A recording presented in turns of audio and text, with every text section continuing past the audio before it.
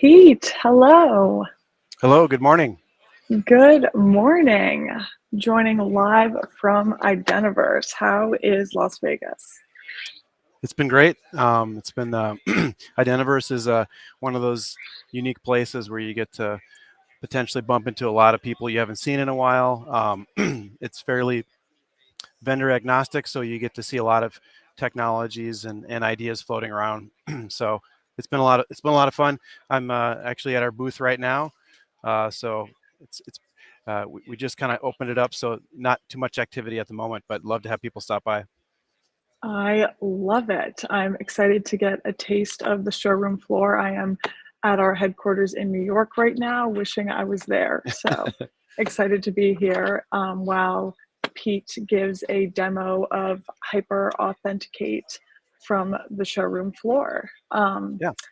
And I will hand it over to you to do so. Yes, before I dive into the demo, I think it's relevant to talk about like what Hyper Authenticate is and how it compares to like everything we offer.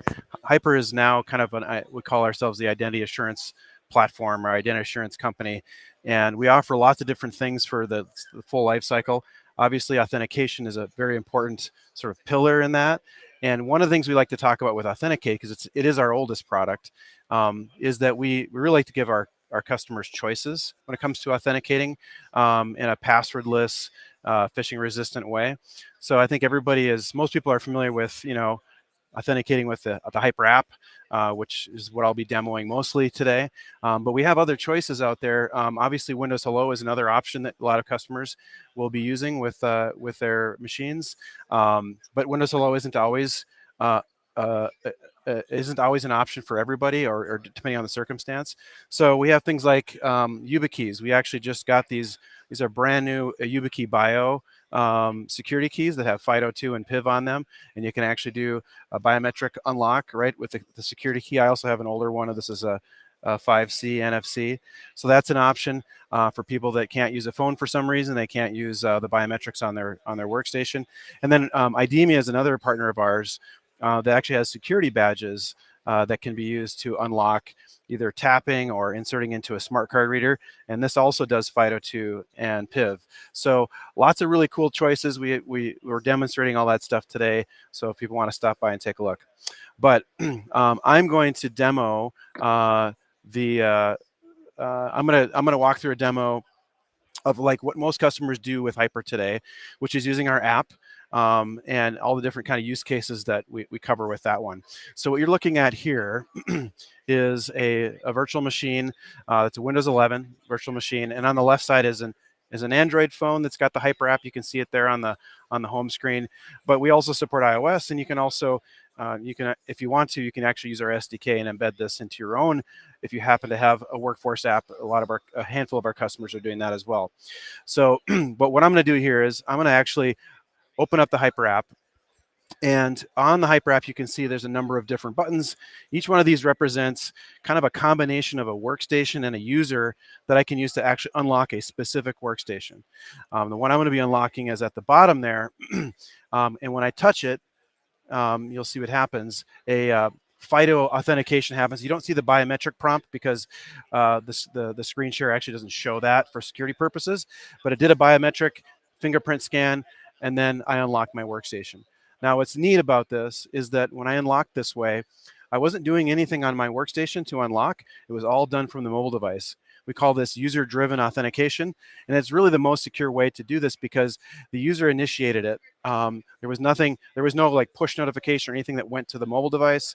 They were there, they started it, they know it was them that unlocked it. So, and then I just opened up the Hyper agent, which is the agent that does run on the workstation to make this authentication work. And I'm kind of pointing out here that there is actually I have two phones enrolled. You can have multiple phones if you want to. You can have, these, security keys and badges enrolled as well. And the one I'm using is the Android app or the Android phone on the right side there.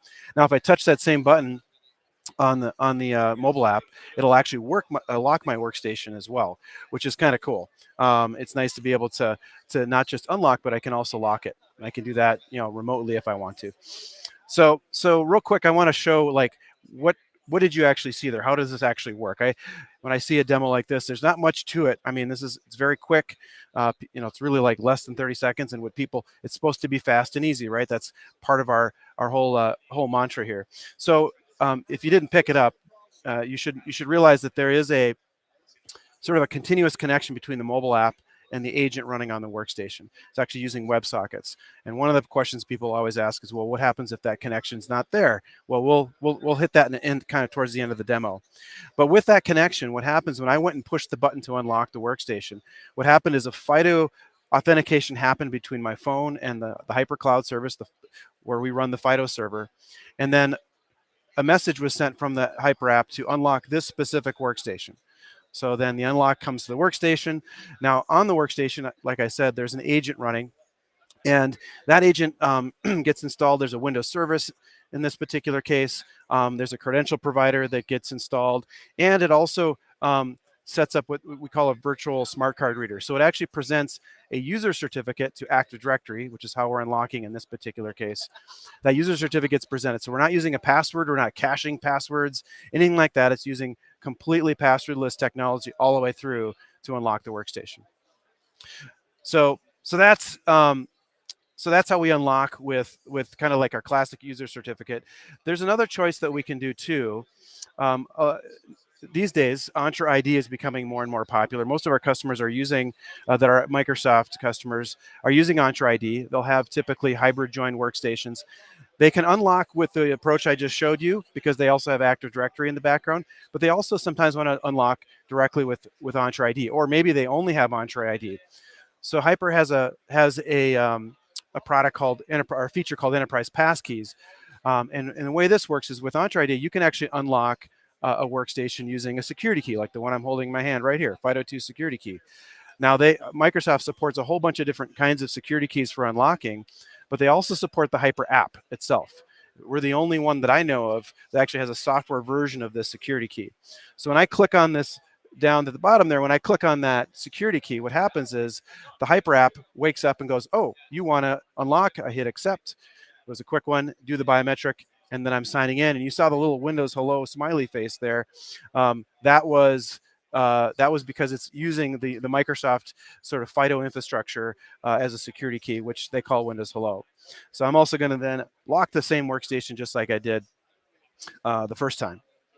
So how did that work? Just real quick, kind of going back to our diagram here. How does the FIDO2, we call the enterprise passkey thing, how does that work? So with FIDO2, there's a process where you have to go get a challenge. The challenge is actually requested from Entra ID itself. Then in the agent, we actually, either through Bluetooth or Wi-Fi, we do what's called the CTAP communication to the HYPR app, either that way, or we can also go through our cloud service. We call this the gateway. That is what then prompts the HYPR app to prompt the user for authentication. FIDO happens there, and then we send back the verified challenge to Entra ID, and the user is signed in. So there you go. We have two ways to unlock the workstation, and depending on what's going on, your use case, either way may work great. So I'm going to unlock again with the certificate approach, and typically when somebody unlocks their workstation, the next thing they want to do is go in and use their cloud applications, right? So if you're using Entra for ID for SSO, then you're going to go to Entra. I'm at a conference here that's it has a lot of Ping customers, so I thought it'd be fun to show what it would look like to authenticate with Ping. So I'm going to this application here is really just kind of a landing page. I'm going to be clicking on the hyperspeed button, and this is really like going directly to a Ping app that's sitting behind Ping for SSO, Ping Federate. And what happens is when I click that button, I don't have to even enter a username or anything. It pops up a little window here at the bottom. This is the agent saying, I seamlessly signed you in. We call this hyperspeed. Without you having to type anything, it just works. And that's because I unlocked the workstation with HYPR. And so that's an important thing. It's very, very useful. Again, it's really taking all the friction away for customers. So kind of real quick to walk through what that looked like. So if I'm on my workstation that I've unlocked, and I go, okay, I'm opening up my browser and I'm accessing some kind of application or SSO portal, that SSO provider, that IDP, has got some kind of integration with Hyper. It might be OpenID Connect. In the case with Ping Identity, we actually have a sort of a native add-in connection that doesn't require OpenID Connect. It's calling Hyper directly. However that's done, and then HyperCloud, again, because we have that continuous connection back to the workstation, can check to see if there's an actual session that's been enabled on the workstation because they unlocked, and if there is, they're good to go. So I'm going to lock the workstation again and walk through another really important use case. So let's say you have a shared workstation.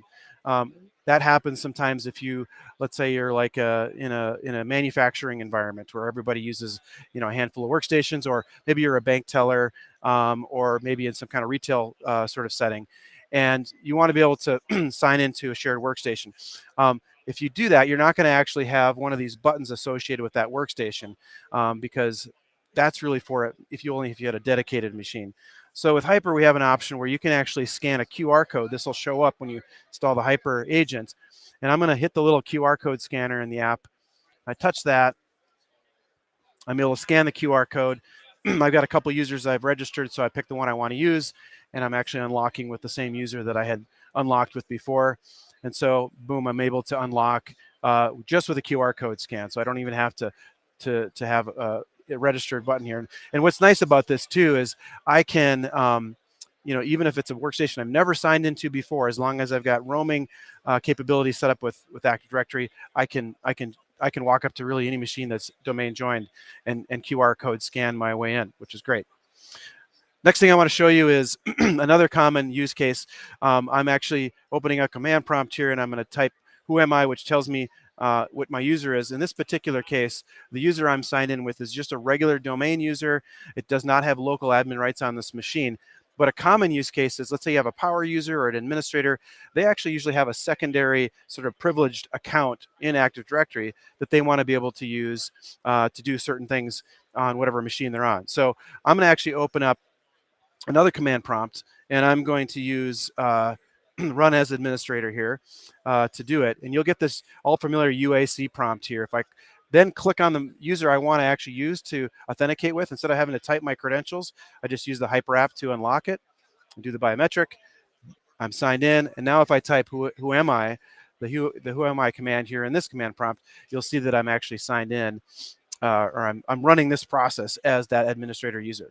So very useful, and sometimes people will do this to run certain privileged apps on their devices. I can also do this with remote desktop, because remote desktop also uses the UAC prompt. So I'm going to actually pick the exact same user here to authenticate. I don't have to type a username or anything. I just, again, touch the button that matches the user I want to use, and I'm signing in with that user. And as we walk through this, it's pretty easy. I didn't, you saw that certificate authentication kind of quickly flash by there, but it's doing the same exact thing. And what's cool about this too with remote desktop is I don't have to actually install any software on the server.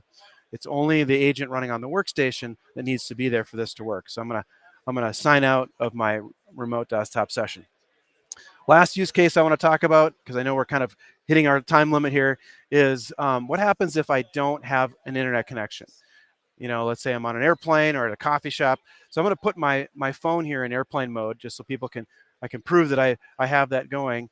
And if I go to touch that same button at the bottom that I normally touch, what'll happen is it'll ask if I want to use an offline PIN. It knows I'm offline.